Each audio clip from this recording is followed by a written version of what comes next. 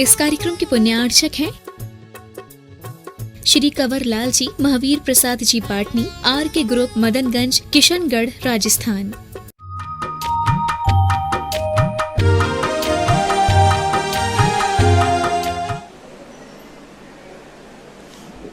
नमो अरिहन्तार्णो, नमो सिद्धार्णो, नमो आयर्याणो, नमो वज्रायाणो, नमो लोये सवसाहुणं। पंच परमेष्टि भगवान की आचार्य श्री गुरुवर कुंद कुंद महाराज की जय। आचार्य श्री गुरुवर विद्यासागर महाराज की जय। परम पूज्य निर्यापक श्रमण मुनि श्री सुधासागर जी महाराज की जय। परम पूज्य महासागर जी महाराज की जय। श्रीमती शीला जैन पाटनी, पवई, मुंबई। गुरुवर नमोस्तु। महाराज जी, इनकी जिज्ञासा है कि 9वें अध्याय में तत्वार सूत्र की जो निर्जरा का सूत्र आता है उसमें सम्यक दृष्टि और दर्शन मोह की छपक करने वाला ये दो पात्र बताए गए हैं। तो महाराज जी, इनका क्वेश्चन है कि दर्शन मोहनी का जो क्षय है या उपशम है वो सम्यक दृष्टि भी करता है, ब्रह्म दृष्टि, तो दर्शन मोह अलग से क्यों रखा गया है? दर्शन मोह और अविरत सम्यक दृष्टि ये दोनों उसमें निर्जरा के पात्र कहे हैं। सम्यक दृष्टि श्रावक, वीरता अनंत वियोजक, दर्शन मोह निर्जरा का कारण नहीं का, वो तो एक विशेष क्रिया के समय सम्यक दृष्टि श्रावक जो है सूत्र रूप में कहा गया। तो सम्यक दृष्टि जब टीकाओं को देखेंगे तो सम्यक दर्शन के उत्पत्ति काल में चौथे गुणस्थानवर्ती निर्जरा करता है, अथवा चौथे गुण स्थानवर्ती जब अनंतानुबंधी की विसंयोजना करता है तब भी असंख्यात गुणी निर्जरा करता है। सम्यक दृष्टि जब छायक सम्यक दर्शन प्राप्त करता है तब भी असंख्यात गुणी निर्जरा करता है। कुचित कदाचित कभी विशेष कार्य में अविरत सम्यक दृष्टि भी असंख्यात गुणी निर्जरा करता है। लेकिन देश वृत्ति से लेकर के जो ऊपर हैं वे कुचित कदाचित नहीं, निरंतर निर्जरा करते हैं। सम्यक दृष्टि अविरत सम्यक दृष्टि कभी निर्जरा नहीं करता, ऐसी बात नहीं कही है, लेकिन कुचित कदाचित अविरत सम्यक दृष्टि की निर्जरा गज स्नान के समान कही गई है। लेकिन देश वृत्ति से ऊपर की निर्जरा जो है निरंतर, जिस दिन से वो प्रतिमा लेता है जीवन पर्यंत, जब तक उसका व्रत सुरक्षित है उसकी असंख्यात गुणी निर्जरा होती ही होती है। डॉक्टर मगन जैन, आष्टा। गुरुवर नमोस्तु। महाराज जी, इनकी जिज्ञासा है कि तीर्थंकर प्रकृति जो है वो निधत्ति निकाचित में से कौन सी है और क्या इसका बंध निरंतर चलता है? तीर्थंकर प्रकृति का बंध निधत्ति निकाचित है? निधत्ति निकाचित ही है, क्योंकि वो फल दे करके ही खिलती है, लेकिन उसको निधत्ति निकाच की गणना में नहीं लिया। क्यों नहीं लिया? उसका कारण है कि तीर्थंकर प्रकृति का उदीर्णा भी होती है, लेकिन पररूप संक्रमण होता है। एक अंतर मुहूर्त के बाद उसका पररूप संक्रमण हो जाता है। निकाचित कर्मों को तो ऐसी हो कि पररूप भी संक्रमण नहीं होता। जिस प्रकृति को जिस रूप में बांधा है उसमें से एक निषेक भी इधर उधर नहीं होगा, उसी रूप में ही फल देते हैं। लेकिन तीर्थंकर प्रकृति बंध के बाद, एक अंतर मुहूर्त के बाद उसका पररूप संक्रमण होता है, इसे स्तूप संक्रमण कहते हैं। लेकिन निधत्त निकाचित कर्मों का तो स्तूप संक्रमण भी नहीं होता। इसलिए तीर्थंकर प्रकृति फल जरूर देती है, उसे टाला नहीं जा सकता, लेकिन उसे निधत्त निकाचित का जो कानून है वो तीर्थंकर प्रकृति पर लागू नहीं होता। बंद उसका निरंतर बंदी है। जिस समय से बंद चालू होता है 8वें गुणस्थान के 6ठे गुणस्थान तक निरंतर बंद है। स्वर्ग 33 सागर का स्वर्ग चला गया, तीसरी पृथ्वी नरकों में चला गया 7 सागर के लिए, तो भी वहाँ भी वो तीर्थंकर प्रकृति का बंद कर रहा है। हाँ, नरक जाते समय पहली पृथ्वी को छोड़कर यदि नीचे जाता है तो एक अंतर मुहूर्त के लिए तीर्थंकर प्रकृति का नरक उसका बंद रुक जाता है। बाकी इस प्रकार से इसकी व्यवस्था बनाना चाहिए। आदेश जैन सेवार्थी सागर गुरुवर नमोस्तु। महाराज जी, इनकी जिज्ञासा है कि आलस्य और प्रमाद में क्या अंतर है? आलस्य और प्रमाद में क्या अंतर है? हिंदी ट्रांसलेशन है। प्रमाद शब्द जो है थोड़ा साहित्यिक है, आलस शब्द थोड़ा बोलचाल की भाषा में, और क्या। और आलस और प्रमाद में थोड़ा सा अंतर करते हैं तो लोक भाषा में आलस उसे बोलते जमाई आ रही हो, किसी कार्य में रुचि नहीं हो, और प्रमाद प्रत्यय का अर्थ होता है जागरूक है, रुचि से कर रहा है लेकिन पर रूप कर रहा है। जैसे राग को प्रमाद में लिया, राग को प्रमाद, देश को प्रमाद में लिया, और सबसे बड़ी चीज विकथाओं को प्रमाद में लिया। चारों विकथाओं में रुचि से कर रहा है, रुचि से सुन रहा है, बहुत रुचि से, उसका कोई आलस नहीं उसमें, लेकिन उसको भी प्रमाद में लिया। जैनागम के अनुसार प्रमाद की परिभाषा है कुशलेषु अनादरः इति प्रमादः। पूज्यवर जयसेन स्वामी।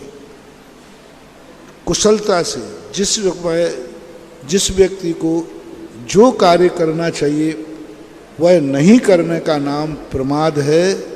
और अपने यहाँ आलस्य की जो लोक भाषा में है अरुचि, उदासीनता से करना, उसको आलस बोलते हैं।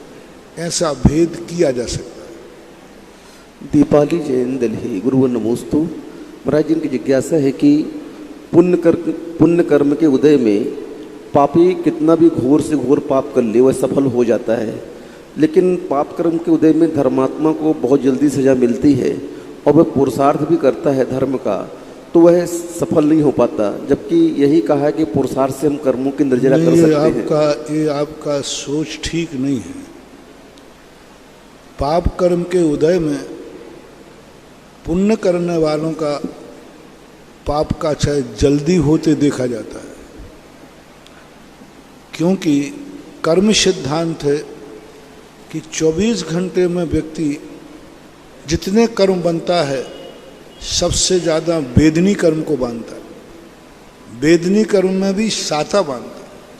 24 घंटे में व्यक्ति का साता का उदय ज़्यादा है। सो रहा है, बोल रहा है, खा रहा है, पी रहा है, हंसी मजाक कर रहा है, साता का उदय ज़्यादा है। तो जब किसी के अशुभ कर्मों का उदय आवे और वो धर्म का पुरुषार्थ करता है तो अशुभ कर्म जल्दी टलता है, बहुत जल्दी टलता है। लेकिन जो व्यक्ति के पुण्य कर्म का उदय है वो यदि पाप करे तो ज़्यादा देर नहीं चलता। कहते हैं ना, पाप का घड़ा बहुत जल्दी भर जाता है। तो ये तुम्हारा सोच है, क्योंकि तुम्हारी इच्छाएं इतनी हैं कि उन इच्छाओं तक तुम नहीं पहुंच पा रहे हो, इसलिए आप करो। बाकी जितने पुरुषार्थ करते हैं 90% लोग पुरुषार्थ में सफल होते हैं। 90% लोग,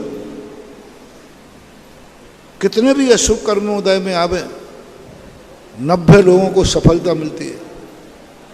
100 लोग अपने संकट दूर करने के लिए माला फेर रहे, भक्तांबर पढ़ रहे हैं, शांति धारा कर रहे हैं, 100 में से 90 लोगों को फायदा होगा, 10 को नहीं होगा।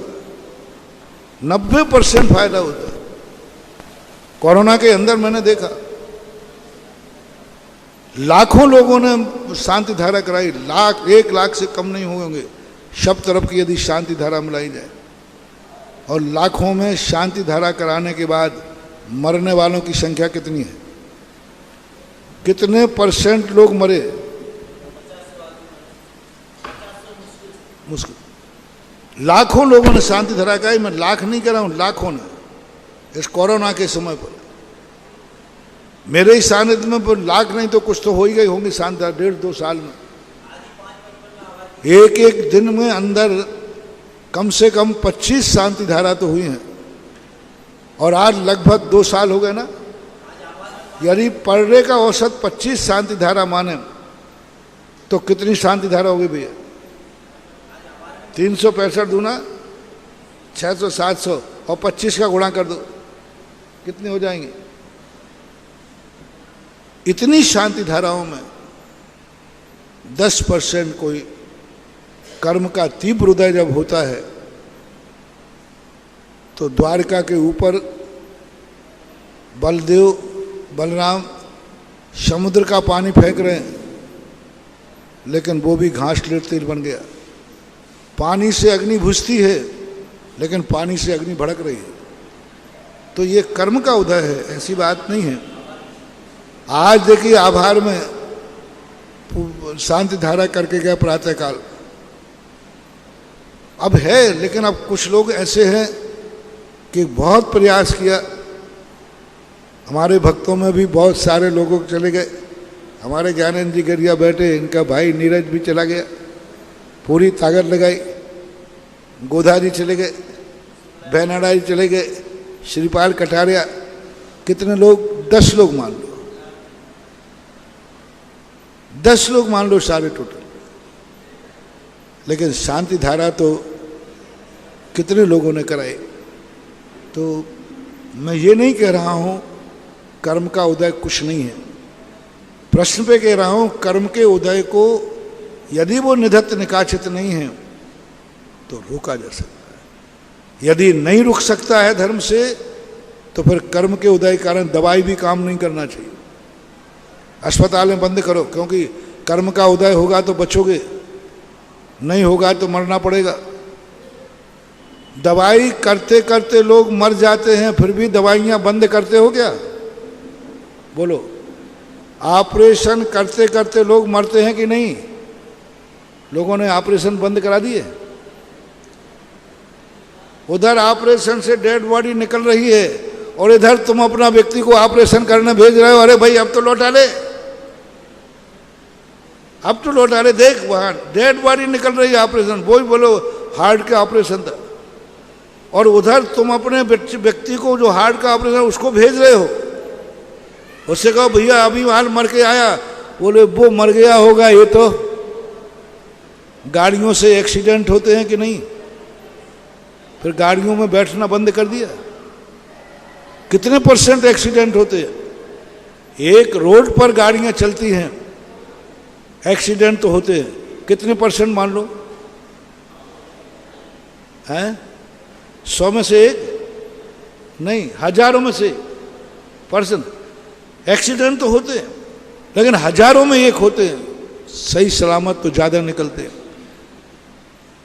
दवाई खाने वालों में, दवाई खाने के बाद ठीक होने वालों की संख्या ज़्यादा है, ठीक नहीं होने वालों की संख्या कम। कॉलेज में विद्यार्थी पढ़ते हैं, पास होने वालों की संख्या ज़्यादा है, फेल होने वालों की संख्या कम है। बस यही रेशो यहाँ है। धर्म करने वालों में, पूजा पाठ करने वालों में पास होने की संख्या ज़्यादा है, फेल होने की संख्या कम है। अब फेल होने में किसी का नंबर आ जाए तो उसको लगता है कि धर्म ने क्या कर लिया, उसको लगता है कि डॉक्टर ने क्या कर लिया, उसको लगता है कि भाई ड्राइवर ने क्या कर लिया। तो अब ये तो 100% रिजल्ट तो दुनिया में किसी भी चीज़ का नहीं आ सकता। तो ये तुम्हारी भूल है कि असाता कर्म के उदय को टालने के लिए पुरुषार्थ करने पर भी ठीक नहीं होता। मैंने तो ये देखा है, पाप का घड़ा बहुत जल्दी भरता है। पुण्य के उदय से पाप करते हैं, उनके पाप कर्म का उदय बहुत जल्दी आता है। नकुल जैन, रावट भाता, गुरुवर नमोस्तु। महाराज जी, इनकी जिज्ञासा है कि 70 कूड़ा कूड़ी का उत्कृष्ट स्थिति बंद जिनने कर लिया है, 70 कोड़ा कोड़ी का उत्कृष्ट स्थितिबंध जिसका हो गया है, तो वह उत्कृष्ट स्थिति प्रतिपल उदय में आएगी या फिर कुछ कम आएगी या फिर पूर्ण समय होने के बाद एक साथ उदय में आएगी? उत्कृष्ट स्थिति बंद किसी ने कर लिया। उत्कृष्ट स्थिति बंद का एक आवाधा काल होता है। उत्कृष्ट स्थिति बंद, मान लीजिए किसी ने 70 कोड़ा कोड़ी की आयु का मिथ्यात्व का बंद किया, तो वो 7000 वर्ष के बाद उदय आना चालू हो जाएगा। तो एक एक समय करके बनता है, और एक 70 कोड़ा कोड़ी की स्थिति ही पड़ती हो ऐसा नहीं। एक समय में किसी जीव ने 70 कोड़ा कोड़ी का बंद किया तो 70 कोड़ा कोड़ी की स्थिति तो अंतिम निषेक में पड़ी है। पहला जो निषेक है उसमें तो 7000 वर्ष की आबाद 7000 वर्ष की स्थिति पड़ी है। बड़ा विचित्र है कंप्यूटर है। एक समय में परिणाम किया, एक निषेक में 7000 वर्ष की स्थिति पड़ रही है, दूसरे में 7000 एक समय, दूसरे में ऐसा बढ़ते बढ़ते आखिरी जो निषेक होगा उसमें 70 कोड़ा कोड़ी की स्थिति पड़ेगी। ये व्यवस्था है बंद स्थिति, यथा स्थिति, उदय स्थिति। ये 3 स्थितियां होती हैं। यथा स्थिति का अर्थ होता है बंद के समय जो व्यवस्था बन जाती है वो यथा स्थिति। बंद स्थिति का अर्थ होता है कि उस बंद जो समय किया है उस समय वह किस रूप में बंद कर रहा है, कितना बंद कर रहा है। और उदय स्थिति कहलाती है आगे पीछे करके 70 कोड़ा कोड़ी का निषेक एकदम उदीर्णा होकर के 7000 पे आ गया, और जिसमें 7000 की स्थिति पड़ी थी उसको परिणामों से ऊपर फेंक दिया, उसमें 70 कोड़ा कोड़ी की स्थिति पड़ गई। बांधते समय यथा स्थिति उसमें 7000 वर्ष की पड़ी थी, लेकिन परिणामों से उनका उत्कर्षण होकर के 7000 वाला निषेक 70 कोड़ा कोड़ी वर्ष के लिए पीछे ढकेल दिया गया। बांधते समय वो निश्चित था कि 7000 वर्ष के बाद उदय में आ जाएगा, लेकिन आने के पहले ही परिणामों से इतना पीछे फेंका कि 70 कोड़ा कोड़ी सागर वर्ष बाद उदय में आएगा, इतना पीछे हो गया। और जो बनते समय 70 कोड़ा कोड़ी का स्थिति बांध के रखा था कि 70 कोड़ा कोड़ी बाद उदय में आएगा, उसकी उदीर्णा होकर के वह निषेक आकर के 7000 वर्ष में गिर गया। ये बहुत बड़ी कर्मों की व्यवस्था है। पूज्यवर वीरसेन स्वामी महाराज ने कर्मों के ऊपर 16 पुस्तकें लिखी। कसाय के पर्णों के ऊपर 16 पुस्तकें जय धबला की लिखी। महाबंध नाम का एक 7 पुस्तकें हैं, उनमें ये सारा गुणा भाग निकाय, कौन समय कौन सा निषेक कितने समय पर आगे पीछे होता है। अनुज जैन, गुरुग्राम, गुरुवर नमोस्तु। महाराज जी ये पूछ रहे हैं कि जो गौमूत्र का अर्घ निकाला जाता है औषधि के लिए, गौमूत्र का अर्घ निकाला जाता है औषधि के लिए, तो वह भक्ष्य है कि अभक्ष्य है? भक्षा भक्ष के संबंध में विचार करोगे तो अभक्ष्य ही है। लेकिन आप गृहस्थ लोग हैं, दुनिया भर के अभक्ष खाने पर वो अभक्ष। अल्कोहल का एक तो शराब अभक्ष है और एक गौमूत्र अभक्ष है, दोनों में से एक पीना पड़ेगा। तुलना सुनना, एक और शराब पीना है और एक और गौमूत्र पीना है, और तुम दोनों में से एक पीने का निर्णय मांगते हो। मैं तो ये कहूँगा दोनों मत पियो। अरे महाराज जी ऐसा मत करो, ऐसा मत करो, हमारा बीमारी है। तो दोनों में से फिर एक में किसका चयन करना चाहिए? आप बोले ना गौमूत्र। अंडे और आलू में से कोई एक छोड़ सकता है व्यक्ति, दोनों अभक्ष हैं कि नहीं? अंडा भी अभक्ष है, आलू भी है, लेकिन अब दोनों में सोचने का साहब एक छोड़ पाऊंगा तो क्या छुड़ाना चाहिए? अंडा। तो महाराज आपने आलू का समर्थन कर दिया ना? नहीं। इसी प्रकार अभक्ष की कोटि में तो आएगा, लेकिन आज जो एलोपैथिक दवाइयाँ जो अनर्थ कर रही हैं, जो एनिमल ट्रीटमेंट उनमें होता है, एनिमल प्रोडक्ट, प्राय एलोपैथिक दवाइयों में एनिमल प्रोडक्ट होता ही है। तो जिसमें एनिमल प्रोडक्ट होता है उससे अच्छा है कि गाय का मूत्र उससे बेटर है, बहुत बेटर है, बहुत बेटर। मूत्र अचित होता है, जिस समय मूत्र निकलता है उसमें जीव राशि नहीं होती, अचित होता है। निकलने के बाद फिर जैसे बाहर आभा लगती है, बाहर की स्थिति बनती है, उनमें जीवों की उत्पत्ति हो जाती है। प्रायः सभी के मूत्र ओरिजिनल रूप से जीवों से रहित होते, अचित होते। अभक्ष है, मल है, लेकिन जीवों से रहित है। अपने शरीर से निकलने के बाद फिर उसमें तेजी से असंख्यात त्रिस जीवों की उत्पत्ति हो जाती। अपने मुंह में थूक रहता है कि नहीं? सबके मुंह में है। तो क्या मुंह में कीड़े पड़ रहे हैं? नहीं पड़े। यही थूक बाहर थूक दो तो बाहर थूकते ही तुरंत असंख्यात जीव उत्पन्न हो जाएंगे। और वही ठीक मुंह के अंदर है, इसमें मुंह के अंदर कोई भी जीव नहीं, एक त्रस जीव भी मुंह के अंदर थूक में उत्पन्न नहीं हो सकता, और वही थूक बाहर आने के बाद होता है। तो कुछ व्यवस्थाएं ऐसी हैं जो शरीर से निकलने के बाद अशुद्ध हो जाती हैं। बाल देखो शरीर में लगा रहता है, टूट जाए तो अशुद्ध है। इसी चमड़ी के ऊपर से हम आहार करते हैं, और यही चमड़ी निकल के आ जाए तो, यही चमड़ी निकल के आ जाए तो भक्ष है, उसी चमड़ी पे आहार रख के कर रहे हैं। तो ये व्यवस्थाएं नेचुरल प्रकृति प्रदत्त हैं।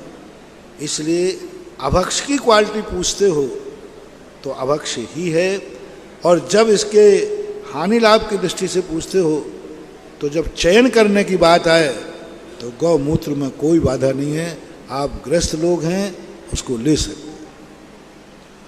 दीपा जैन, इंदौर। गुरुवर नमोस्तु। महाराज जी, इनकी जिज्ञासा है कि जो 9 ग्रह कहे गए हैं, जैन दर्शन में भी उनका वही नाम है कि कुछ अलग है? 9 ग्रह जो होते हैं ज्योतिष के, तो जैन दर्शन के अनुसार भी वही नाम है कि इनका कुछ अलग नाम है 9 ग्रह का? कुछ नामों में अंतर तो विशेष नहीं है, ग्रहों के तो प्राय वही नाम है। बस एक दर्शन में जरूर भक्तांबर काल में उज्ज्वल मानतुंग आचार्य महाराज ने राहु और केतु को 2 नहीं माना। भक्तांबर के अंदर चंद्रमा और सूर्य दोनों को ग्रहण करने वाला राहु लिखा है, और अपने यहाँ जो सामान्य भाषा में होता है राहु और केतु अलग अलग है। एक को केतु का ग्रहण लगता है, एक को राहु का। लेकिन भक्तांबरकार ने पता नहीं क्यों कैसे लिया, चंद्रमा के लिए भी राहु लिया है और सूर्य के लिए भी राहु लिया है। केतु को क्यों पूज्यवर ने छोड़ा है मानतुंग आचार्य महाराज ने, ये विचारणीय विषय है। तो राहु का वर्णन तो जैन दर्शन में मिलता है, केतु का वर्णन गौण किया गया। बाकी जो ग्रह हैं, सोम हैं, चंद्र हैं, रवि हैं, बृहस्पति हैं, शुक्र हैं, ये प्रायः 7 ग्रह तो 8 ग्रह एक समान मिलते हैं। केतु में विषमवाद है, ऐसा माना जाए। सुनील जैन, टोंगिया, भीलवाड़ा। गुरुवर नमोस्तु। महाराज जी, इनकी जिज्ञासा है कि भक्ति के कितने रूप होते हैं? भक्ति के कितने रूप होते हैं? क्या भगवान के अभिषेक पूजन करना ही भक्ति है या और भी इसके कुछ रूप हैं? दवाइयाँ के कितने रूप होते हैं? दवा खाना तो वहीं बाहर एक ही लिखा है ना, दवा खाना, लेकिन उसमें दवाइयाँ कितने प्रकार की हैं? जितने प्रकार की बीमारी हैं, बीमारी के ज़्यादा प्रकार हैं, दवाइयाँ कम हैं।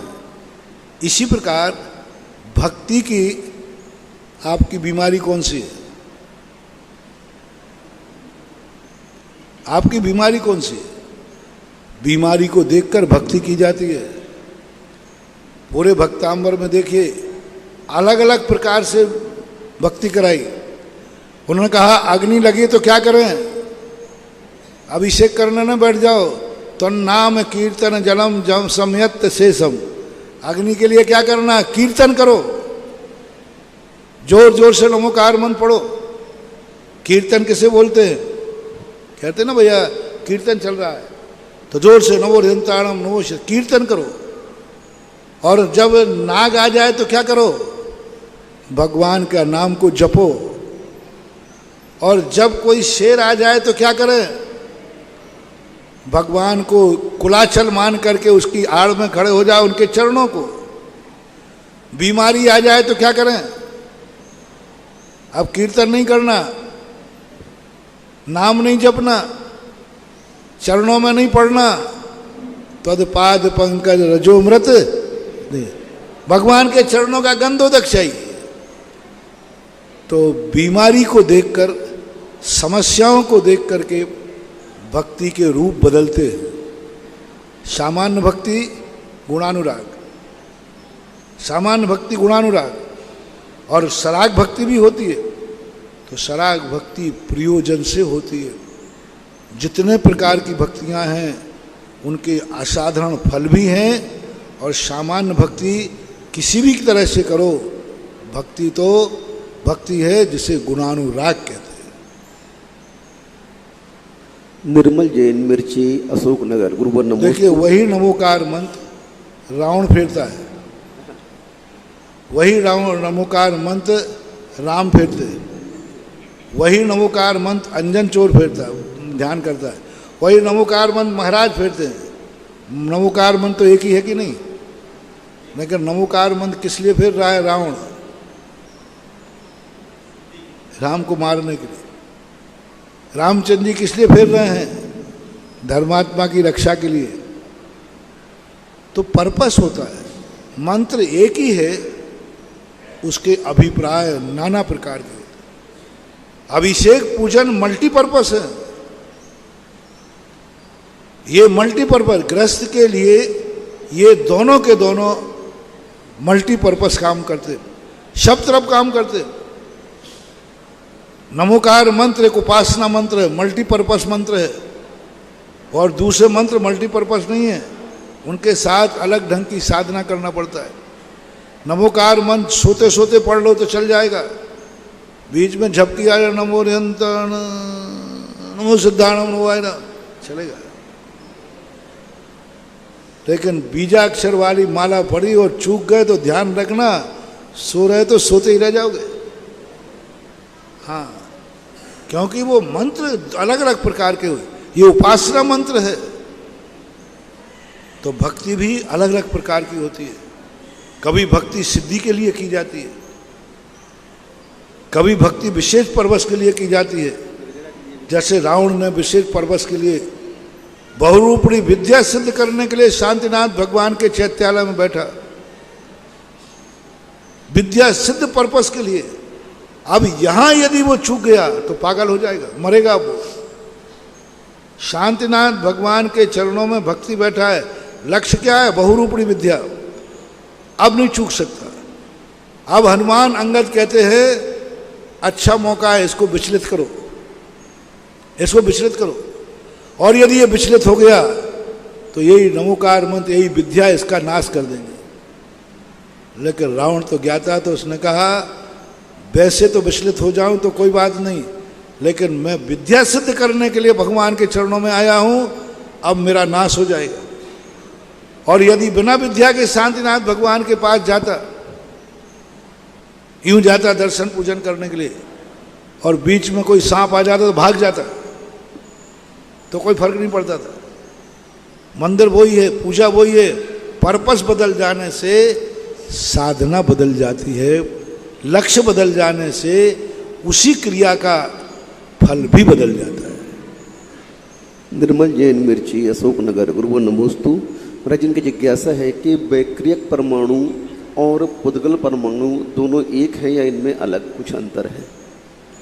वैक्रियक परमाणु और पुद्गल परमाणु दोनों एक हैं या इनमें कुछ अंतर है? पुद्गल परमाणु, वैक्रिय कोई परमाणु नहीं होता है। पुद्गल परमाणुओं में ऐसी योग्यता होती है, वह योग्यता जीव के द्वारा स्थापित की जाती है। पुद्गल परमाणु जो हैं वे वैक्रिय रूप होते हैं, औदारिक रूप होते हैं, आहारक रूप होते हैं, कर्म रूप होते हैं, नौ कर्म रूप होते हैं।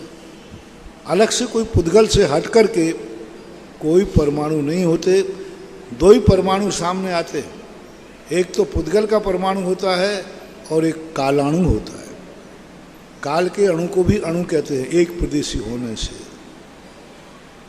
अतिशय जैन मांगरोल गुरुवर नमोस्तु। महाराज जी, इनकी जिज्ञासा है कि व्रतियों पर अनुकंपा करने से क्या कोई दोष लगता है? व्रतियों पर अनुकंपा करने से क्या कोई दोष लगता है? अब तत्वार सूत्र के अंदर भूत व्रत्येषु अनुकंपा ये शब्द का प्रयोग किया है। वृत्तियों पर और भूतों यानी जीवों पर अनुकंपा करना चाहिए। पूज्यवर गुरुदेव आचार्य महाराज ने इस संबंध में एक अलग चिंतन दिया।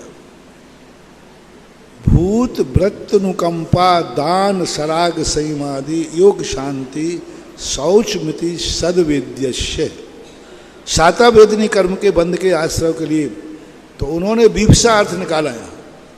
विप्सा का अर्थ होता है कि अनुकंपा का सहयोग बनाना जीवों के साथ, भूतों के साथ, तुच्छ जीवों के साथ, और वृत्तियों के साथ में दान लगाना। भूत व्रत अनुकंपा दान, तो जो वृत्ति हैं उनको दान दिया जाता है और जो सामान्य जीव हैं उन पर अनुकंपा की जाती है। यह अर्थ प्रासंगिक लगता है, युक्तियुक्त लगता है और गरिमा युक्त भी लगता है, ऐसा मानना चाहिए। हमारा पुण्य है कि हमने जैन कुल में जन्म लिया। पाप कर्मों की निर्जरा मात्र मनुष्य भव में ही संभव है। कर्मों की निर्जरा कैसे हो, वीतराग पथ पर हम आगे कैसे बढ़ें, इन सब प्रश्नों का समाधान है जिज्ञासा समाधान। जिज्ञासा समाधान की प्रणेता निर्यापक श्रमण मुनि पुंगव 108 श्री सुधा सागर जी महाराज के पवित्र पावन चरणों में चंद्रोदय तीर्थ क्षेत्र पर विराजे हुए सभी भक्तों की ओर से, सुधा कलश और जिनवाणी कलश के सभी भक्तों की ओर से त्रिकाल बार नमोस्तु भगवन, नमोस्तु भगवन, नमोस्तु भगवन। प्रथम जिज्ञासा के लिए आमंत्रित हैं हमारे श्रेष्ठी मुनिश्री के प्रमुख ज्ञानेंद्र जी गदिया सूरत, और तैयार रहेंगे Mahendra ji Jain Sulodaya Tirth Kshetra. Doctor Vimal. Hello hello.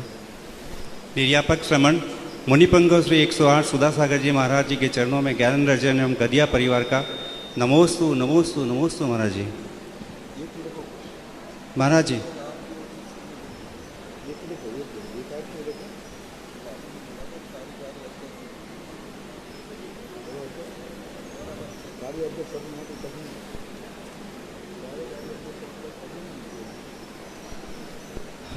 महाराज जी, एक साल पहले नीरज छोटे भाई का जैसे कि कोरोना के अंदर में आकस्मिक देहांत हो गया था।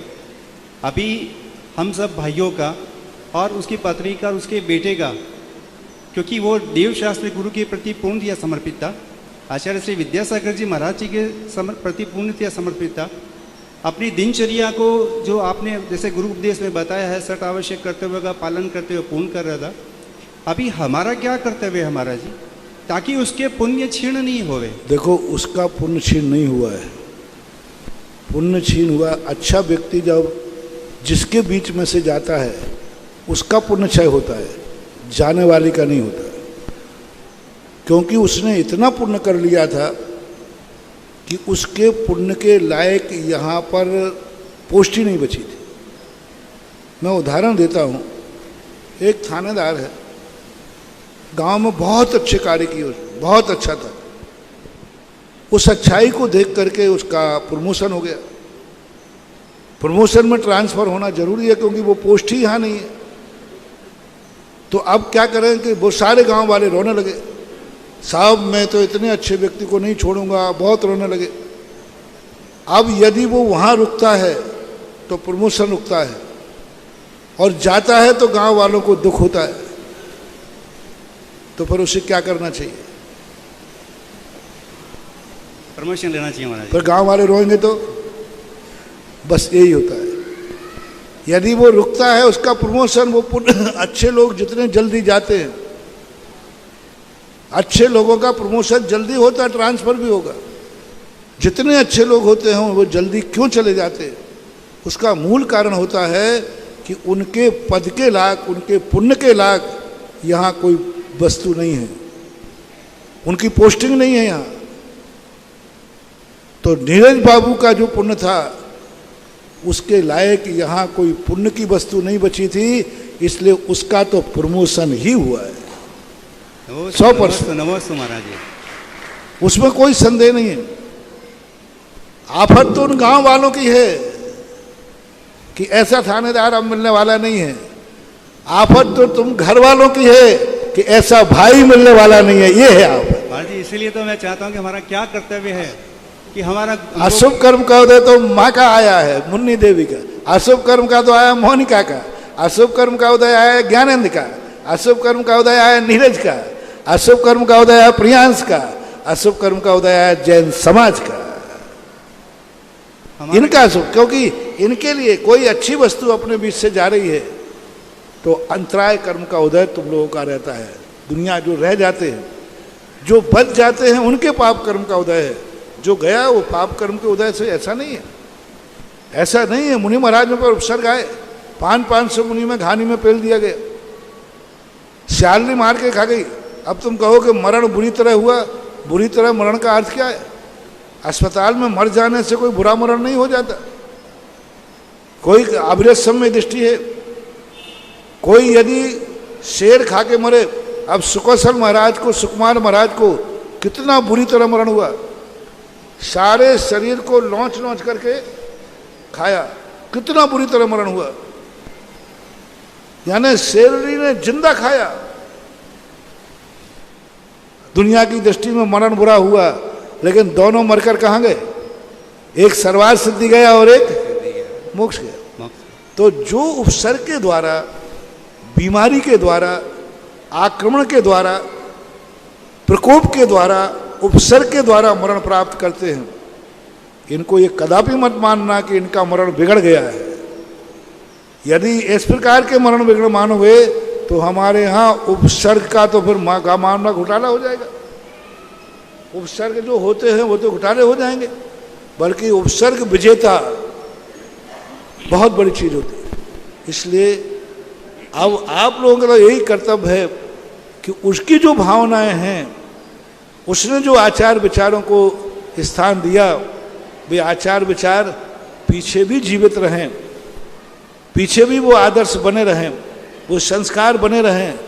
यही एक स्मृति है। आगे जाने वाले को हम रोक नहीं सकते हैं, लेकिन आने जाने वाले के चरण चिन्हों को हम स्वीकार कर सकते हैं। जी महाराज। भगवान तो चले जाते, आज हमारे पास क्या है? उनके आदर्श, उनके जो आचार हैं वही हमारे पास रह जाते। जाने वाला रुकता भी नहीं है, हमारे रोकने से रुकेगा भी नहीं। उसकी तो एक गति निश्चित है। आज अपन यहाँ हर्ष मना रहे हैं, जहाँ उसका जन्म हुआ है वहाँ बाजे बज रहे हैं। कोई व्यक्ति अपने घर में मर जाता है, सब यहाँ रो रहे हैं, और वहाँ जहाँ जन्म हुआ वहाँ हंस रहे हैं। आपके यहाँ कोई व्यक्ति जन्म हो जाए किसी बालक का, तो आप लोग रोएंगे या खुशी मनाएंगे? खुशी मनाएंगे महाराज जी। और उसी समय कोई घर में रो रहा है क्योंकि वहाँ मर गया है, तो आप उस रोने वाले की अपेक्षा खुशी मनाना छोड़ देंगे? नहीं।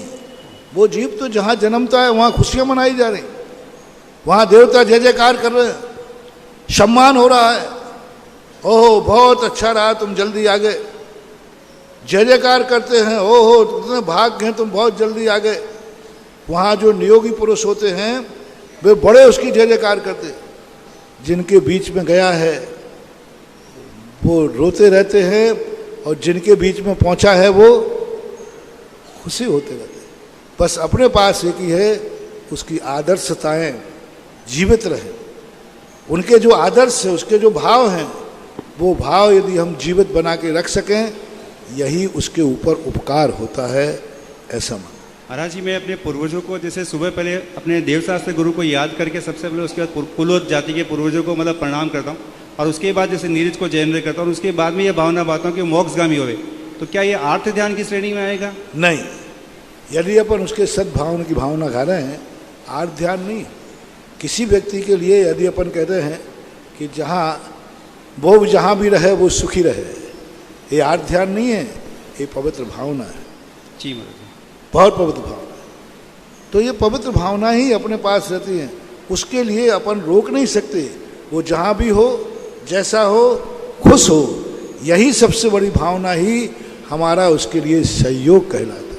जी महाराज, नमोस्तु नमोस्तु नमोस्तु महाराज जी। गुरुदेव के परम भक्त रिकब चंद जी आवा वालों के सुपुत्र महेंद्र कुमार जी साहब, मोहित कुमार जी, दर्शित सीमा जैन हरसोरा आवा वालों ने आज पुण्य अर्जन किया है। भक्ति कलश का एक कलश 1,11,111 रुपये की राशि से आपका ये भक्ति कलश इस क्षेत्र के लिए, इस पावन वर्षा योग के लिए अमूल्य निधि है। जो भी पुण्य अर्जन करता है भक्ति कलश का, मुनिश्री की देशना में प्रवचन सभा में दीप प्रज्वलन, मुनिश्री का पाद प्रक्षालन और शास्त्र भेंट के साथ साथ जो प्रतिदिन श्रावक भक्तों का अंबार यहाँ चंद्रोदय क्षेत्र पर रहता है, उन्हीं की तरफ से श्रावकों का भोजन का पुण्य अर्जन भी वो करता है। जिसकी भी भावना हो भक्ति कलश की, कृपया जो निम्न नाम हैं उन पर आप अपने नाम को प्रेषित कर सकते हैं। महेंद्र जी साहब आमा वाले पधारें, भक्ति कलश विराजमान करें, इनके साथ उर्मिला जी पधार जाएं। जिज्ञासा के लिए इसके पूर्व नाम है परवी जैन डाबी। उर्मिला जी भी आ जाएं। उर्मिला जैन, चलो इनका ये कार्यक्रम करा दो। सफर सुनो वकील साहब, बीनागंज वालों का। हाँ, इनका अभिनंदन और स्वागत। आज शुभोदय अतिशय क्षेत्र बीनागंज चाचोड़ जिला गुना के चाचोड़ा, जहां की मेन हाईवे पर मात्र एक व्यक्ति ने मुनिश्री के आशीर्वाद से 22 बीघा जमीन दान में दी थी। ऐसा क्षेत्र जहां मुनिश्री के आशीर्वाद से शुभोदय अतिशय क्षेत्र बीनागंज चाचोड़ा का निर्माण हो रहा है। आज कमेटी का देखो, ये वो क्षेत्र है जहां पर वर्षों पहले भूगर्भ से मूर्तियां निकली थी, पूरा समोषण निकला था आदिनाथ भगवान का, कई वर्षों तक रखा रहा। बीनागंज के ये एक महान सज्जन थे ऋषभ कुमार, मनोज कुमार, इन्होंने मेन हाईवे पर 22 बीघा जमीन और मूर्तियों के लिए तीर्थ क्षेत्र बनाने के लिए दे दी। मेन हाईवे था, हाईवे की जमीन कोई व्यक्ति 1 बीघा जमीन नहीं देता। 22 बीघा जमीन इस परिवार ने, जब मैं वहाँ पहुँचा गुना चतुर्मास के बाद, पूरा घोषणा करके एक बहुत बड़ा ऐतिहासिक कार्य। हाईवे की 22 बीघा जमीन दान देना आज के युग में कोई साधारण चीज़ नहीं है। जब वो जमीन के बाद फिर उस पर आज एक बहुत बड़ा तीर्थ, जिसका नामकरण मैंने शुभोदय तीर्थ क्षेत्र किया है। आज उनके चुनाव थे, बहुत अच्छे जग नाम बोल दें और वो यहाँ आ जाए। अब इनका मूल उद्देश्य एक है इस कमेटी का, अभी पहले शाम को बुला दो फिर दे रहा। 7 प्रतिमाधारी श्री डॉक्टर विमल कुमार जी जैन आवन, आप गौरव अध्यक्ष, नहीं अध्यक्ष अध्यक्ष अध्यक्ष गौरव अध्यक्ष श्री मनोज जी जैन बीनागंज, महामंत्री दिलीप कुमार जैन कुमराय, मंत्री राजेश जी जैन बीनागंज, कोषाध्यक्ष श्री सुभाष जी जैन बीनागंज, सह कोषाध्यक्ष श्री संतोष जी जैन बरखेड़ी, उपाध्यक्ष प्रकाश जी जैन बरखेड़ी बीनागंज, अशोक जी बीनागंज, राजेंद्र जी झंडा आरोन, राजेंद्र जी कमेटी वाले जल्दी आ जाए, जामनेर, राजेश जी बीनागंज, प्रचार मंत्री श्री शिखर जी जैन चाचोड़ा, संयम जैन बीनागंज, निर्माण प्रमुख श्री अंकित जैन कुंभराज, पीके जैन साहब इंजीनियर साहब गुना पधारें। सभी गुरु चरणों में आशीर्वाद प्राप्त करें और कमेटी इनका अभिनंदन और स्वागत करें। डॉक्टर साहब अभी पूरी कमेटी नहीं बना पाए, उन्होंने कहा पूरी कमेटी में सोच विचार के बना लूँगा, तो इसलिए अभी हताश नहीं होना। अभी मंत्रिमंडल के विस्तार की 1 तारीख और है। चले आगे पधारें महेंद्र जी सिलोदय तीर्थ जिज्ञासा के लिए। पधारें महेंद्र जी। देखो, इस कमेटी का आज शपथ है और इनका मुख्य उद्देश्य है, जो भूगर्भ से मूर्तियां निकली हैं उन मूर्तियों के लिए पाषाण का मुख्य मंदिर बनाना इस चयनित कमेटी का मुख्य शपथ है। क्योंकि भूगर्भ से वो मूर्तियां सुरक्षित होकर आई हैं और उसके साथ में वहाँ 15 फुट मूर्ति, बहुत बड़ी विशाल पद्मासन की बन के तैयार हो रही, उसका पाषाण का युक्त मंदिर बनाने का ये नई कमेटी ने शपथ लिया है और भावना भाई है कि इसको मैं पूरा करूंगा। चलें, आप जल्दी करें। महेंद्र जी जिज्ञासा करें। एक मिनट, विमल जी, हाँ इधर जल्दी बोले, सभी लोग जल्दी बोले।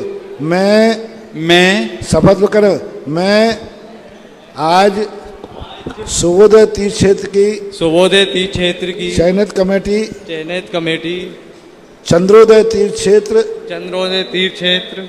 पर यह शपथ लेते हैं कि सुबोधय तीर्थ क्षेत्र का दिन दूना रात चौगुना विकास करेंगे, दिन रोजना चार चौगुना, और भूगर्भ से निकली हुई मूर्तियों के लिए विशाल जैन पत्थर का मंदिर बनाएंगे और इसे बहुत जल्दी पूर्ण करेंगे।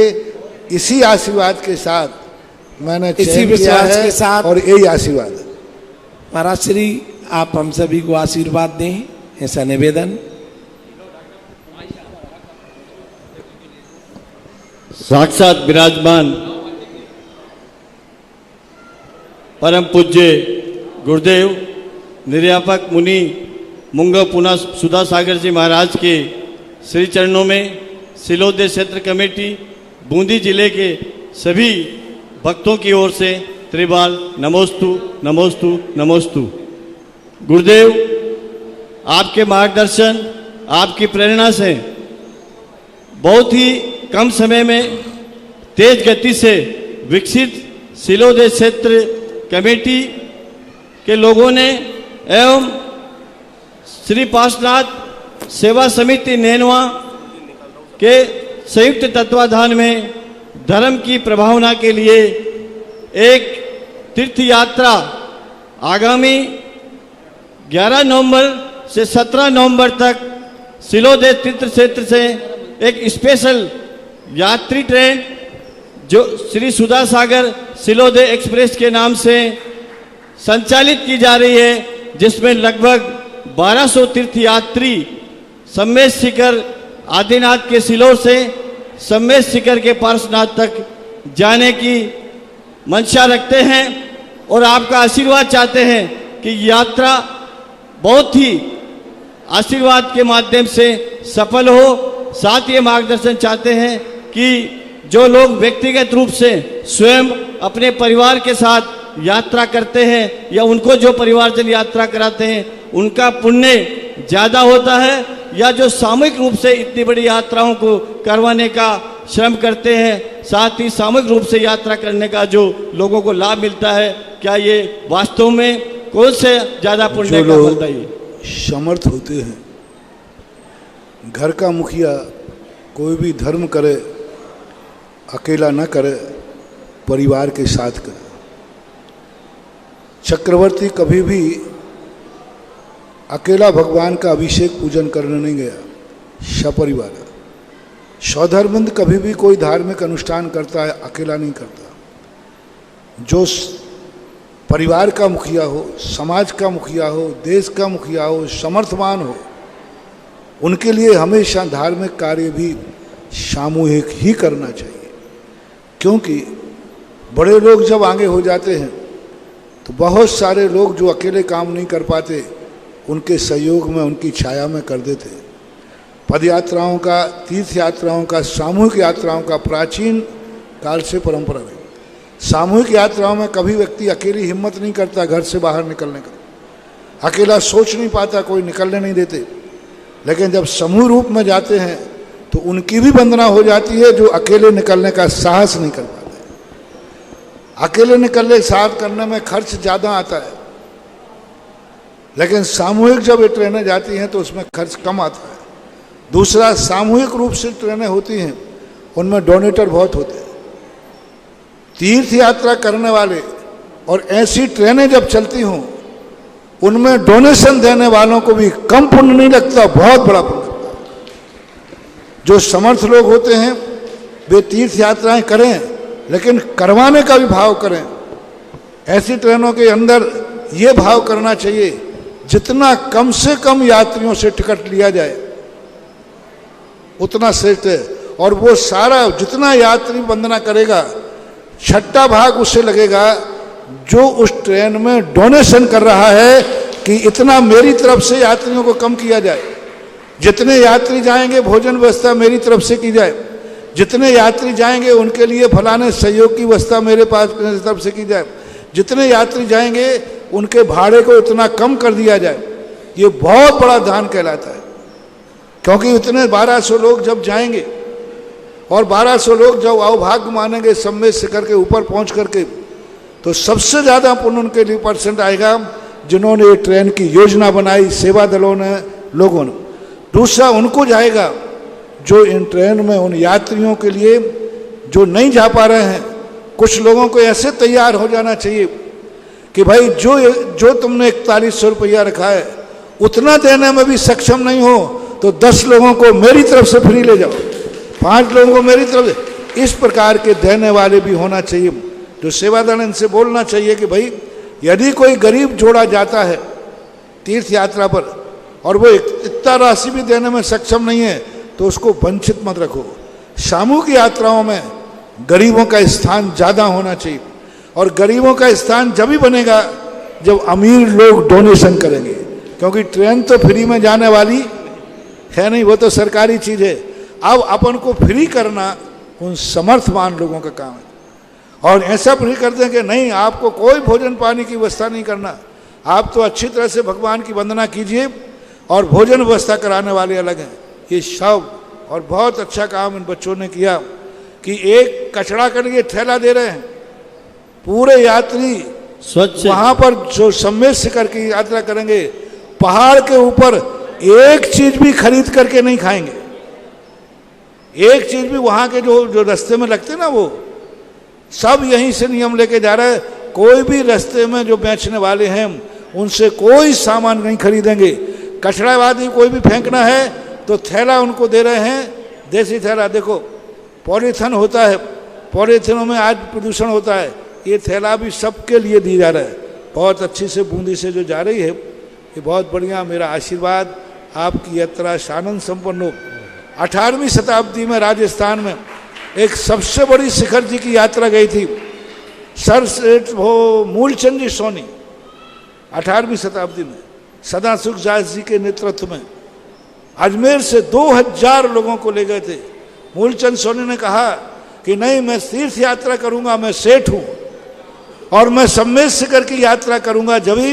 जब जो जिंदगी में सम्मेद शिखर की यात्रा नहीं कर पाया, नहीं कर सकता है, उन सबको मैं यात्रा करूंगा, तभी मैं यात्रा करूंगा। जय जय गुरुदेव। 2000 लोगों की यात्रा लेके गए थे, और उस समय तो बैलगाड़ियों में जाती थी, ट्रेन तो थी नहीं। बैलगाड़ियों से, ऊंट गाड़ियों से 2000 लोगों को लेके गए थे। तो ये यात्रा राजस्थान की यात्राओं का एक बहुत बड़ा है। अब तो ट्रेन है और ट्रेनों के साथ इस प्रकार का उपक्रम प्रशंसनीय है, आशीर्वाद के पात्र हैं।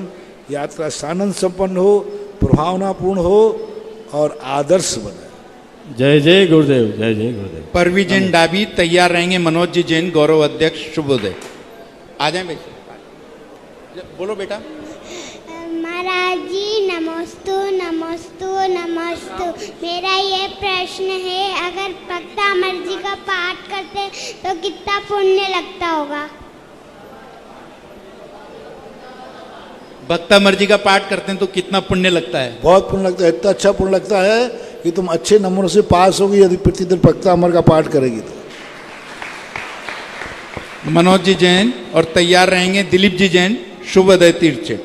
महाराज श्री आपके चरणों में मेरा, मेरे परिवार का कोटिस नमन। पता नहीं गुरुजी, आपको देखकर मेरे मन में कितनी शंकाएं आती हैं कि मेरे मन में जो विचार आता है मैं तो आपके पास व्यक्त कर जाता हूँ। आज फिर एक शंका आई, आपका चंद्रोदय तीर्थ क्षेत्र पर चतुर्मास हो रहा था। हमने ये सोच रहे थे हम बीनागंज सर्वोदय वाले कि वहाँ तो हाउसफुल, कोई योजना ही नहीं है, लेकिन पता नहीं गुरुदेव और साधु देखे हैं मैंने, बट वहाँ की कमेटी से पूछते हैं कि आपके यहाँ पर क्या काम है, लेकिन गुरुवर आप जहां जाते हैं वहां आपके मुख से जो भी शब्द निकलते हैं कभी अधूरे नहीं रहे महाराज श्री। ऐसा आपका और भगवान का क्या संबंध है, मार्गदर्शन करें, हम सब भक्त आपसे समाधान चाहते हैं। क्या बोलूँ मैं? अब आपके बोलने की बारी है गुरुदेव। हमेशा कोई भी शक्ति किसी के पास हो तो उसके मन में एक भाव आना चाहिए कि इस शक्ति को हम कितना विकीर्ण कर सकें, इस शक्ति का दुनिया को कितना उपयोग हो सकता है, वह उपयोग का भाव आना चाहिए। जिसके पास धन है उसको भाव आना चाहिए, इस धन से मैं कितना उपकार कर सकता हूँ। किसी साधु के पास साधना है और शक्ति है तो उसके मन में ये भाव आना चाहिए मैं कितनी अधिक प्रभावना कर सकता हूँ क्योंकि मेरे पास है। तो मैं तो यही सोचता हूँ मेरे निमित्त से कितने तीर्थ क्षेत्र विकसित हो सकते हैं, यही मेरी भावना होती है। और जहाँ तक तुमने खुद बात को पकड़ लिया मनोज बाबू कि यहाँ चंद्रोदय में कोई काम नहीं था, फिर भी आते ही ऐसा काम निकला कि अभी के काम सब पीछे पड़ गए। सूर्योदय में इसलिए निमित्त नहीं मिल पा रहा है कि अभी वहाँ पुराने ही काम नहीं हुए और मैं पुराना पसंद करता नहीं, जब आऊँगा तो कुछ नया ही होगा। और कुछ अब नया तो जब हो जब पुराना हो जाए, तो जब तक तुम पुराना करोगे नहीं फिर कुछ नए होने की गुंजाइश मिलेगी नहीं। इसलिए यदि तुम सूर्योदय में चाहते हो मुझे तो पुराने काम पूरे करो, नए काम के लिए फिर मैं विचार करूँ। महाराज श्री आप पिछली बार जब सूर्योदय आए थे 28 मार्च को शाम के समय आपने बुलाया था तो मैंने निवेदन किया था गुरुजी अगर ये काम होता है सूर्योदय का तो ठीक है, नहीं तो आज के बाद हम प्रयास नहीं करेंगे।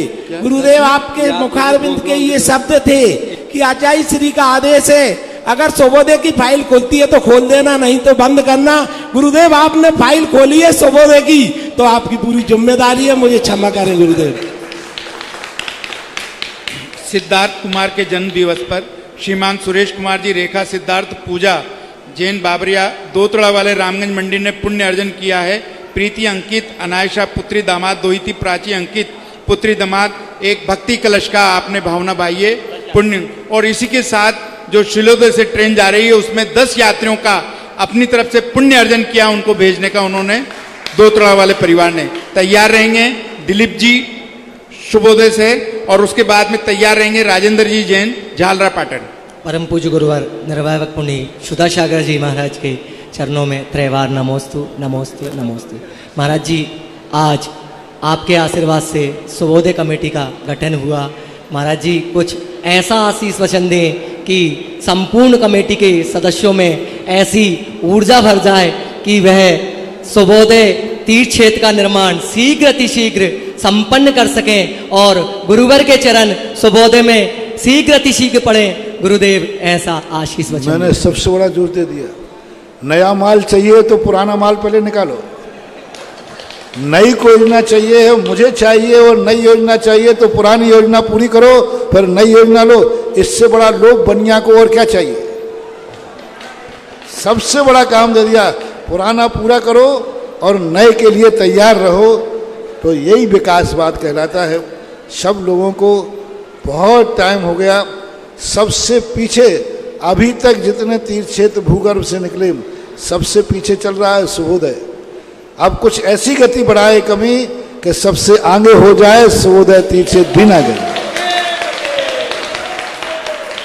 राजेंद्र जी जैन झालरा पाटन तैयार रहेंगे। सुनीता जैन बीनागंज आगे आ जाएं। सुनीता जी श्रमण निरापक सुधा सागर जी महाराज जी के चरणों में राजकुमार जैन बैंक वाला परिवार जूनी नशा ट्रस्ट एवं झालरा पाटन दिगंबर जैन समाज का साधारण नमोस्तु नमोस्तु नमोस्तु। गुरुदेव आपने अभी रक्षाबंधन के पहले इसी चंद्रोदय से कमेटी की जिज्ञासा में आशीर्वाद दिया कि यहाँ पर भूगर्भ का विशाल प्रांगण विकसित हो रहा है। उसके बारे में हमारी जिज्ञासा ये है गुरुदेव कि आपने तो ये रक्षाबंधन के 1-2 दिन पहले शायद यहाँ से घोषणा की, जिज्ञासा का आशीर्वाद दिया, किंतु उसके 8-10 दिन पहले आपके प्रवेश के समय से ही 2-3 बार जब हम यहाँ पर आपके कनवास से लगा के यहाँ तक आए सपरिवार, तो हमारी धर्मपत्नी को 8-10 दिन पहले ही इनने मुझसे यहाँ पे जब मैं गया यहाँ से आपके दर्शन करके, तो इनने कहा महाराज जी चांदखेड़ी में क्या कर रहे हैं। मैंने कहा गुरुदेव के पास अभी कोई प्रोजेक्ट नहीं है। तो इनने कहा मुझे रात को सपना आया कि मैंने आदिनाथ बाबा के बहुत बड़े प्रांगण में दर्शन किए, तो गुरुदेव इसका इस सपने का क्या प्रतिफल इस क्षेत्र के लिए और हमारे परिवार के लिए रहेगा। महान आत्माओं के जब आगमन होता है या महान विचार किसी साधु के मन में आता है तो ब्रह्मांड में कोई ना कोई संकेत पहले से पहुंच जाता है। जब कोई इतना बड़ा महान विचार मेरे में आ रहा है तो कहीं ना कहीं तो हलचल हुई होगी, कहीं ना कहीं कोई विचार आते हैं। अच्छे विचार बिफोर टाइम भी कुछ ना कुछ शुभ संकेत देते हैं। अब उस संकेतों को हम समझ पाएं या ना समझ पाएं ये बात अलग है, तो संकेत तो होते हैं। एक महाराज जी छोटा सा प्रश्न है कि भक्तामर मंडल विधान में रिद्धि मंत्र और अर्घ 3 हैं, तो जब हम विधान करते हैं भक्तामर जी का तो उसमें रिद्धि मंत्र का क्या आशय है, रिद्धि मंत्र साथ में क्यों है, तो क्या उसका हमें अर्घ चढ़ाना चाहिए अलग से? नहीं, रिद्धियों का तो ठीक है, लेकिन नीचे और एक मंत्र लिखते हैं देवी देवताओं के, जया देवी महादेवी आदि आदि। ये सब भट्टारकों के समय 16वीं शताब्दी के अंदर भक्तांबर के ऊपर एक टीका लिखी गई। उन टीकाओं में ये सारा का सारा प्रपंच भर दिया गया। उसके पहले भक्तांबर में कुछ ऐसा नहीं था। उसी समय से भक्तांबर के यंत्र बनाए गए, तंत्र बनाए गए, मंत्र बनाए गए। ये सब उस 16वीं शताब्दी के बाद एक भट्टारक की देन है। मंत्रों में जहाँ तक रिद्धि तक मंत्र हैं वे तो फिर भी ठीक है, ठीक ही हैं, लेकिन नीचे जो मंत्रों का प्रयोग किया गया है वे उचित नहीं है, उनसे भक्तांबरों का कोई संबंध नहीं है। नमोस्तु गुरु, नमोस्तु। सुनीता जी बीनागंज और तैयार रहेंगे पंडित राहुल जी शास्त्री। हम सभी के शुभ चिंतक परम उपकारी गुरुदेव के चरणों में सकल बीना समाज का मेरा और मेरे परिवार का कोटि कोटि नमोस्तु भगवान, नमोस्तु भगवान, नमोस्तु भगवान। गुरुदेव, मैं चतुर्थ वर्ष की विद्यार्थी हूँ, नियमित स्वाध्याय करती थी। वर्तमान में कर्तव्य भार अधिक होने से घर गृहस्थी एवं स्वास्थ्य के विकल्पों में न चाहते हुए चित्त लगाना पड़ता है। हमारा कोर्स का विषय भूलने लगते हैं। कृपया ऐसा समाधान बताएं, हम किस विधि से स्वाध्याय करें कि कम समय में धारणा ज्ञान पूर्वक पढ़ सकें, चिंताओं से मुक्त हों और चिंतन करें। जहाँ तक संसार की उलझनों का सवाल है, यदि संसार में उलझन नहीं होती तो हम लोग साधु नहीं बनते। संसार में यदि विडंबनाएं नहीं होती या संसार विषय सुख होता, तीर्थंकर क्यों त्यागे, काहे खो शिव साधन करते, संयम सो अनुरागे। संसार अवस्था में रह करके झंझटों से छूटना बहुत मुश्किल है। रही बात धारणा ज्ञान की, तो किसी चीज की रुचि से करना पड़ेगा। एक छोटा सा उदाहरण है, कोई व्यक्ति तुम्हें गाली देता है तो एक बार देता है कि बार बार देता है? कितने दिन तक याद रहती है? तो याद नहीं रहती बिल्कुल भी। कोई यदि गाली दे दे वे नाम लेकर के, एक बार दी उसने, पूरी जिंदगी भर याद रहती है। और यहां पर प्रवचन हम 10 बार दे दे में, स्वाध्याय 10 बार भी कर ले में, तो एक बार भी पन्ना प्रवचन खत्म होने के पहले ही भूल जाते। आगे पाठ पीछे, रुचि का अभाव। हम गाली को, दुश्मन की बात को इतनी रुचि से सुनते हैं कि वो घर कर जाती है। तो धर्म की किताबों को भी यदि हम रुचि से पढ़ें, और रुचि के 2 कारण होते हैं, हानि और लाभ। ये अध्ययन करने से मुझे लाभ क्या है और नहीं करने से हानि क्या है, ये 2 धारणाएं मन में बैठ जाएं तो धारणा ज्ञान में तीव्रता आ सकती है, धारणा ज्ञान का क्षय उपशम बढ़ सकता है। अजय जी जैन बीनागंज और तैयार रहेंगे मनीषा जैन 12। गुरुदेव बीनागंज सर्वोदय तीर्थ क्षेत्र कमेटी की ओर से कोटि कोटि नमोस्तु, मेरे परिवार की ओर से कोटि कोटि। ये प्रश्न मेरी बहन का है कि सम्यक दर्शन अर्ध पुद्गल परावर्तन के बाद होता है कि सम्यक दर्शन के बाद अर्ध पुद्गल परावर्तन शेष बचता है? पूज्यपाद स्वामी ने श्री सरवार सिद्धि के अंदर दूसरे अधिकार में उन्होंने कहा कि अर्ध पुद्गल परावर्तन कोई रहता नहीं है, अर्ध पुद्गल परावर्तन पहले करता है। कब करता है? प्रायोग लब्धि में जब वह समस्त कर्मों को अंता कोड़ा कोड़ी कर लेता है, और अंता कोड़ा कोड़ी में जब वो संख्यात हजार सागर वर्ष की स्थिति को कम करता है, उस समय उसका अर्ध पुद्गल परावर्तन काल हो जाता है। तो अब इतनी 5 लब्धियों में और प्रायोग लब्धि का जो भाग है उस तक उसने पुरुषार्थ किया, उसके बाद फिर उसने अर्ध पुद्गल परावर्तन काल रखा, और फिर जब सम्यक दर्शन हुआ तो कहा जाता है अर्ध पुद्गल परावर्तन काल शेष रहने पर उसको सम्यक दर्शन हुआ। जैसे किसी से कहा गया कि वह व्यक्ति नौकरी के लायक 25 साल के बाद ही नौकरी मिलेगी, 25 साल के बाद नौकरी मिलेगी, 25 साल के पहले नौकरी नहीं मिल सकती। तो एक व्यक्ति ने क्या किया कि घर जाके बैठ गया और 25 साल के बाद पहुंच गया, साहब नौकरी दो। तो फिर नौकरी देने वाला बोले 25 साल आपने क्या किया ये तो बताओ। बोले ये थोड़ी कहा था आपने। तो उसी प्रकार 25 साल की योग्यता है, 25 वर्ष के पहले आप नौकरी पर नहीं जा पाएंगे मान लीजिए, लेकिन 25 साल कैसे व्यतीत करना है? पढ़ाई करके, अच्छे नंबर लाकर। तो अर्ध पुद्गल परावर्तन के बाद सम्यक दर्शन होगा, लेकिन वो अर्ध पुद्गल परावर्तन काल प्राप्त किया जाता है प्रायोग लब्धि पार करने के बाद। कहा गया है कि अब इसका अर्ध पुद्गल परावर्तन काल रह गया। क्षयोपशम लब्धि में अर्ध पुद्गल परावर्तन की घोषणा नहीं की, विशुद्धि लब्धि में अर्ध पुद्गल परावर्तन की घोषणा नहीं की, देशना लब्धि में अर्ध पुद्गल परावर्तन की घोषणा नहीं की, प्रायोग लब्धि तक पहुंच गया तो भी अर्ध पुद्गल परावर्तन की घोषणा नहीं की, क्योंकि इन 4 लब्धियों को पहुंचने वाला अनंत संसारी भी हो सकता है। पूज्यवर नेमी चंद महाराज लब्धि सार, अनंत संसारी भी, अभव भी हो जाता है, अभव भी प्रायोग लब्धि को पा लेता है। लेकिन प्रायोग लब्धि का जो अंतिम भाग है वह जो व्यक्ति प्राप्त करता है उसका फिर अर्ध पुद्गल परावर्तन काल रह जाता है। उसके बाद पहले उसने प्रायोग लब्धि की, फिर अर्ध पुद्गल परावर्तन किया, फिर उसने करण लब्धि की, फिर जाकर के सम्यक दर्शन प्राप्त किया। ऐसी विवक्षा मानना चाहिए। पूज्यपाद स्वामी ने काल लब्धि के 3 भेद किए।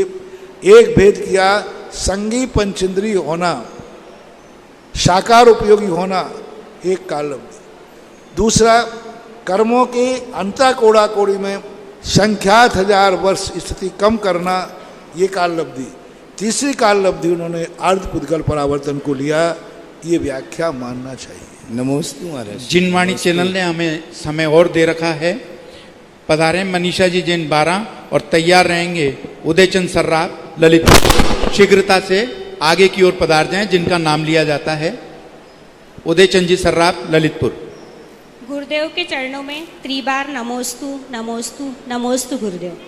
गुरुदेव, कहीं पर लिखा था जब हम अपने मित्रों का चयन करते हैं तो चरित्र के स्थान पर व्यक्ति को न चुने। कहा गया है कि मित्रता अनमोल रत्न है।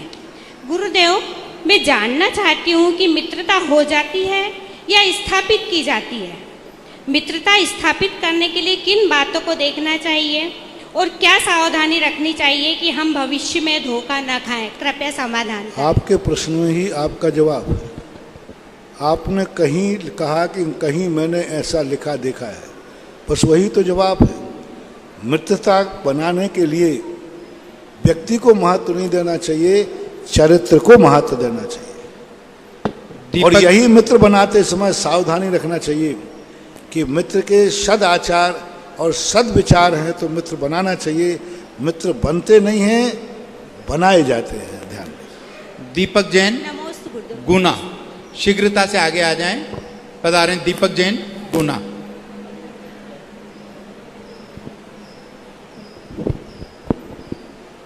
सारे जगत को देने वाले मैं क्या तुझको भेंट चढ़ाऊं, जिनके नाम से आए खुशबू, सुधा सागर जी ऋषिराज, जिनके नाम से आए खुशबू मैं क्या उनको भेंट चढ़ाऊं। गुरुदेव, ये जगत जाहिर है कि जहाँ जहाँ सुधा सागर जी ऋषिराज के चरण पड़ते हैं वहाँ वहाँ एक नए अध्यात्म की शुरुआत होती है। जहाँ जहाँ सुधा सागर ऋषिराज की दृष्टि पड़ती है वहाँ जिनाले तीर्थ क्षेत्रों में परिवर्तित हो जाते हैं, और जहाँ जहाँ सुधा सागर जी ऋषिराज के मंगल चातुर्मास होते हैं वहाँ इतिहास पर इतिहास बनते जाते हैं। चंदोदय तीर्थ क्षेत्र इसका प्रत्यक्ष उदाहरण है। गुरुदेव, आपके आशीष से, आपकी कृपा से NFL जिनाले ने नई ऊर्जा और समाज ने नई दिशा और दशा को प्राप्त किया है। गुरुदेव, मेरी जिज्ञासा ये है कि आज समूचा देश श्री कृष्ण की जन्माष्टमी मना रहा है। हिंदू धर्म, वैष्णव धर्म में श्री कृष्ण जी का बहुत कुछ व्यथा कथा है, लेकिन जैन आगम में इस बारे में क्या है, कृपया हमें बताएं। नमोस्तु। जैन आगम के अंदर कृष्ण जी नेमिनाथ के चचेरे भाई थे, बड़े भाई थे, पिताजी छोटे थे। नेमिनाथ जो थे समुद्र विजय बड़े 10 भाई थे। नेमिनाथ भगवान के पिताजी सबसे बड़े थे समुद्र विजय, और सबसे छोटे थे वसुदेव। लेकिन जब संतान की उत्पत्ति का क्रम आया तो 9 भाइयों के पुत्रों की उत्पत्ति पहले हुई। समुद्र विजय के यहाँ नेमिनाथ का जन्म बाद में हुआ। कृष्ण जी 10 भाइयों में छोटे भाई के पुत्र थे, लेकिन जन्म सबसे पहले हुआ तो सबसे बड़े कृष्ण जी माने गए। नेमिनाथ का जन्म बाद में हुआ। दूसरा, जैन दर्शन के अनुसार 63 सलाका पुरुषों में उनका एक स्थान है। जैन दर्शन के 63 सलाका पुरुष अपने आप में एक महत्वपूर्ण स्थान रखते हैं। उनमें एक सलाका वो भी हैं जिन्हें नारायण कहते हैं, अर्धचक्री कहते हैं। यही है। जन्माष्टमी तक का जहाँ तक सवाल है, इस तिथि के संबंध में अलग अलग मतभेद है। तिथि का जो जन्म का स्थान है, वैष्णव दर्शन जन्माष्टमी मानते हैं, लेकिन जैन दर्शन के अनुसार इस संबंध में सभी एक मत नहीं हैं। तो ये विषय इतिहास का है। नमोस्तु गुरुदेव। अंतिम जिज्ञासा के लिए आमंत्रित है ओम प्रकाश जी गदिया, चित्तौड़गढ़। शीघ्रता से पधार जाएं। ओम प्रकाश जी गदिया, चित्तौड़गढ़, अंतिम जिज्ञासा के लिए। मेरे प्रातः स्मरणीय मुनि पुंगव सुधा सागर जी महाराज के श्री चरणों में मेरे और मेरे परिवार से सहस्त्र बार नमोस्तु नमोस्तु नमोस्तु। गुरुवर, हमारी जिज्ञासा ये है कि हम पहले एक जलाभिषेक करते थे। पूर्व में हम जलाभिषेक करते, लेकिन सांगानेर से एक पंडित जी आए, उन्होंने शानदार पूर्व 4 कलशों से मंत्रणाभिषेक करना चालू किया। तो वो मंत्रणाभिषेक जल से ही करते हैं, लेकिन चार आदमियों से मतलब वो कलश रखवा के मंत्रणाभिषेक कराना चालू किया। तो वो पद्धति हमने जो चालू की वो सही है या नहीं है? उसका मंगलाभिषेक, मंत्रणाभिषेक, यंत्र का नहीं, मूर्ति का सही। मूर्ति के ऊपर पहले तो जलाभिषेक करते थे हम सब, उसके बाद 4 कलश रखवा के उन्होंने कहा ये वापस मंत्र पढ़ करके 4 जने मिलकर मंत्रणाभिषेक करें। ये क्या है, पंडित लोग कुछ ऐसी भाषाएं बोल देते हैं, लोग दुविधा में पड़ जाते हैं। मंत्र के साथ अभिषेक, मंत्र पढ़ करके अभिषेक, मंत्राभिषेक नहीं होता। तो मंत्र तो पहले भी पढ़ते हैं हम, जलाभिषेक के पहले भी पढ़ते हैं। हाँ, तो मंत्राभिषेक ही होता है। जलाभिषेक तो जल से अभिषेक करने का नाम है। मंत्र पढ़ करके ही अभिषेक करना चाहिए, उसे मंत्राभिषेक नाम देना ये उनकी भूल है। नमोस्तु। मंत्राभिषेक नाम नहीं है, मंत्र पढ़ करके ही अभिषेक करना चाहिए, ये है। मंत्र उसका नाम मंत्राभिषेक कर दिया तो ये उनका, कोई का जलाभिषेक कर दिया तो ये नाम टाइटल नहीं है। अभिषेक जिनेंद्राभिषेक नाम है। जिनेंद्र भगवान का ही अभिषेक होता है। अब उसको मंत्र के द्वारा करना चाहिए। नमोस्तु। महाराज जी, छोटी छोटी बालिकाएं बार बार अनुरोध कर रही थी, भैया हमें भी, अंकल हमें भी पधारें। बालिकाएं, सारी बच्चियां एक साथ आ जाएं, तीनों बेटियां एक साथ आ जाओ बेटा। हाँ बोलो बेटा। नमोस्तु महाराज जी, नमोस्तु महाराज जी। हमें रोज रोज मंदिर क्यों जाना चाहिए? हमें रोज मंदिर क्यों जाना चाहिए? मंदिर इसलिए जाना चाहिए क्योंकि कोई भी जीव, कोई भी समय तुम्हारे ऊपर संकट आ सकता है, कोई परेशानी आ सकती है, तो भगवान के पास जाने से वह संकट नहीं आता है, और संकट आता है तो दूर हो जाता है, इसलिए जाना चाहिए। नमोस्तु भगवान। बेटा जल्दी। महाराज जी नमोस्तु नमोस्तु। हम ऐसा क्या काम करें जिससे हमको वो पुण्य मिले? क्या मिले? हम ऐसा कौन सा काम करें कि हमें पुण्य मिले? मम्मी पापा की आज्ञा मानो, मम्मी पापा जो कहें वही मानो, तो तुम्हारे लिए सब ठीक हो जाएगा। जिनवाणी स्तुति के पूर्व कौन पुण्यशाली जीव होगा जो महामुनिराज निर्यापक श्रमण मुनि पुंगव श्री सुधा सागर जी महाराज जी की आरती का पुण्य देवादिदेव श्री आदिनाथ। इस कार्यक्रम की पुण्यार्चक थे श्री कंवर लाल जी, महावीर प्रसाद जी पाटनी, आर के ग्रुप, मदनगंज, किशनगढ़, राजस्थान।